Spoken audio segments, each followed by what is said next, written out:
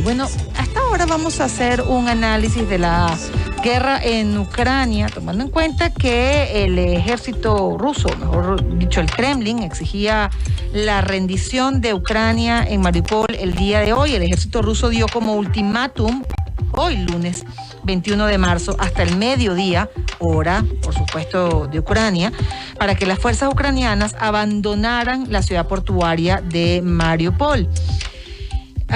Sin embargo, las autoridades ucranianas rechazaron hoy lunes esta exigencia rusa de que sus fuerzas en Mariupol depusieran las armas y alzaran banderas blancas a cambio del paso seguro para salir del asediado puerto estratégico. Inclusive el ejército ruso, el ejército del Kremlin, había dado una especie de alto al fuego para permitir la evacuación de Mariupol, pero esto pues habría sido rechazado por las autoridades ucranianas. Vamos a analizar esto y otros temas precisamente de la guerra con nuestro invitado Juan María Naveja, analista internacional. Señor Naveja, ¿cómo está? Bienvenido, gracias por acompañarnos. Con el gusto de saludarle y a la audiencia, me da mucho gusto estar en contacto con ustedes. Sí, a ver, esto por supuesto ya estamos a punto de cumplir un mes de la guerra, hoy 21, y sigue escalando el conflicto. Por el contrario, que uno pensaría que dadas las reuniones que ha habido entre los equipos de negociación, podría estarse alcanzando un acuerdo. Turquía ha dicho que los negociadores de Rusia y Ucrania están casi de acuerdo en 4 de 6 asuntos en el diálogo, pero lo que está pasando en Mariupol pareciera decir lo contrario. ¿Cómo lo ve usted? Pues lo que hemos venido observando es que permanentemente Vladimir Putin engaña. Ha sido una constante desde un principio, como decía usted, Ana Virginia, desde el 24 de febrero que comenzaron las hostilidades, ha venido diciendo una cosa y hace otra. O sea, públicamente lo que dice el presidente de Rusia no se sostiene. Desde el principio, el que decía que no estaba planteándose una invasión en contra de Ucrania, ya estaban más de 100,000 tropas en la frontera con Ucrania. Ahora está ocurriendo otro tanto. Pero pues lo que estamos viendo es que permanece la guerra propagandística y también permanecen los temores. Me parece que de las cosas muy preocupantes, independientemente de que lo de Mariupol es uno de los temas graves y que están en este momento en el ojo del huracán, independientemente de eso, hay que tomar en consideración lo que el secretario de Estado norteamericano, Anthony Blinken, ha estado declarando, en el sentido de que quizás estuvieran recurriendo los rusos a eso que es una especie de bandera falsa que están amenazando con atacar a Ucrania porque aseguran que va a utilizar armas químicas como una respuesta. Y esto es una fórmula que ha utilizado, por ejemplo, en Georgia, el ejército, el gobierno ruso ya ha utilizado. Para que nuestra audiencia se dé una idea de cuál es la importancia de Mariupol, sí, es que estamos aquí ante un punto estratégico, como usted lo decía, que da a Crimea. Y Crimea, ustedes saben que desde 2014 se lo anexionó Rusia y ahora esta ciudad, que es ciudad puerto, está con esa posibilidad de darle un acceso al gobierno de Rusia a una zona que es industrial, productora de cereales muy importante, unos 400,000 habitantes, y que por ello está tratando de apoderarse completamente de esto. Pero ya como lo ha dicho la primer ministra ucraniana, no hay la menor posibilidad de que entreguen. Sin embargo, pues el sacrificio humano continúa. Hay unos 11 millones de ucranianos que están buscando salir del país. Recordemos que Ucrania es un país de unos 40 millones de habitantes. Entonces estamos ante esa situación.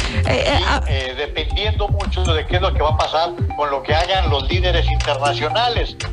La junta del fin de semana pasada, la reunión virtual entre el presidente de Estados Unidos y el líder chino Xi Jinping, pues da a entender que pudieran encontrarse caminos de solución, como usted mencionaba, los señalamientos por parte de Turquía, pero hoy hubo otro encuentro virtual del presidente Biden con los líderes de Francia, Alemania, Italia, para tratar también el tema y buscar estas soluciones. Lo cierto es que el presidente Zelensky sigue insistiendo en que necesitan del apoyo internacional y que pues quizás venga esta misma semana cuando se esté produciendo esta reunión extraordinaria de la Asamblea General de la Organización del Tratado del Atlántico Norte. Como ustedes saben, la OTAN no tiene entre sus miembros a Ucrania y de hecho es uno de los temas que más se sigue discutiendo. El presidente Zelensky ha dicho que entre las negociaciones podría él incluir una cláusula en la cual se comprometa a no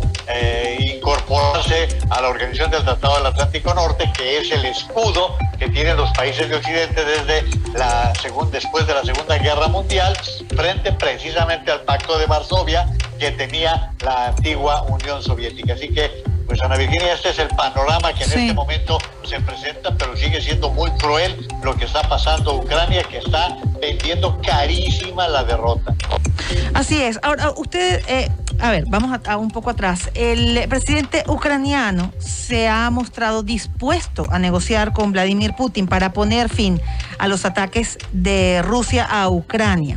Pero ha dicho también que no va a entregar el Donbass. Y usted acaba de decir que tampoco va a entregar Crimea, que es el objetivo que tiene Vladimir Putin, uno de los objetivos que tiene Putin de Ucrania, justamente con la invasión a Ucrania. Entonces, ¿qué podría negociar Zelensky con Putin si se llega a dar esta negociación? Si se llegara a dar una reunión. Tenemos que poner en consideración es que a la hora que se sienten a negociar no van a poder hablar de noticias falsas o de guerra propagandística, sino de hechos concretos. Y la verdad se ha dicho es que Rusia esperaba avanzar rápidamente con sus tropas hasta la capital Kiev, y lo que está viendo es que no ha podido continuar. De hecho, se habla que hay un buen desaliento entre las tropas rusas porque esperaban este tipo de avance y pues que no lo han venido consiguiendo. Entonces, bajo estas circunstancias, quizá, y solo quizá, Putin pudiese tener que replantearse qué es lo que quiere ganar, qué es lo que quiere obtener en esta guerra con Ucrania.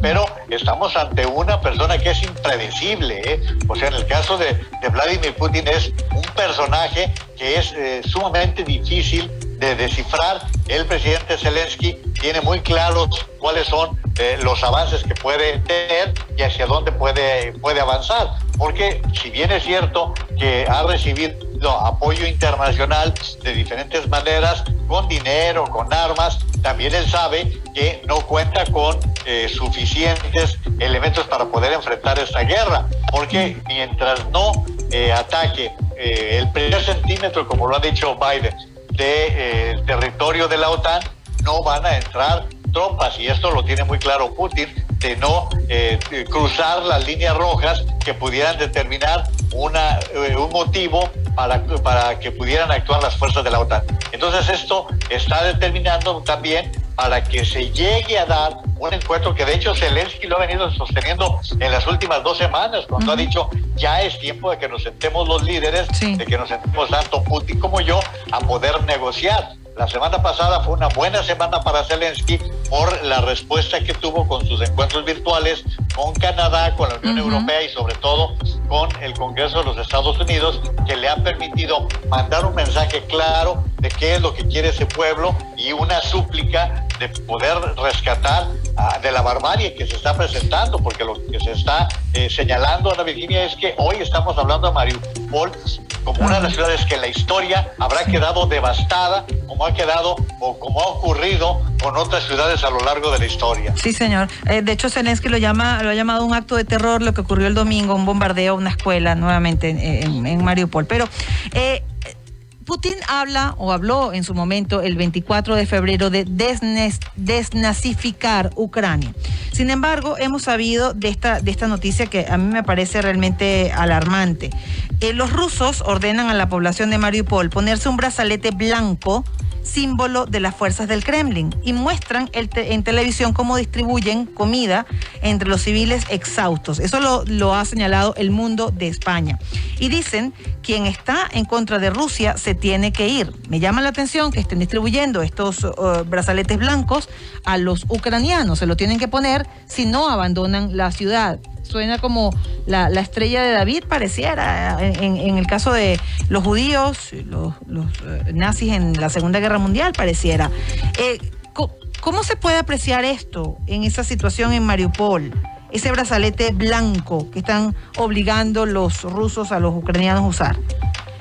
Pues sería una especie de brazalete escarlata, ¿no? Que es lo que están pretendiendo, es cómo señalarlos. Pero no es extraño, porque también recordemos cómo están presentándose los conductores de algunos programas y noticiarios de la televisión rusa, que traen la letra Z como un símbolo de apoyo a la guerra, a la conflagración, y que es parte de lo poco que han podido ver los rusos, porque la estrategia ha sido no informar para poder seguir avanzando y tratar de engañar, pero lo que sí podemos decir es que no tienen ningún cuidado frente a ese tipo de acciones. Es que recordemos que en el caso de Rusia hay antecedentes y el propio líder opositor ruso lo ha venido advirtiendo. Bueno, si a él trataron de envenenarlo, y hemos visto ya también otros casos en los cuales se han presentado, hay ese temor que pudieran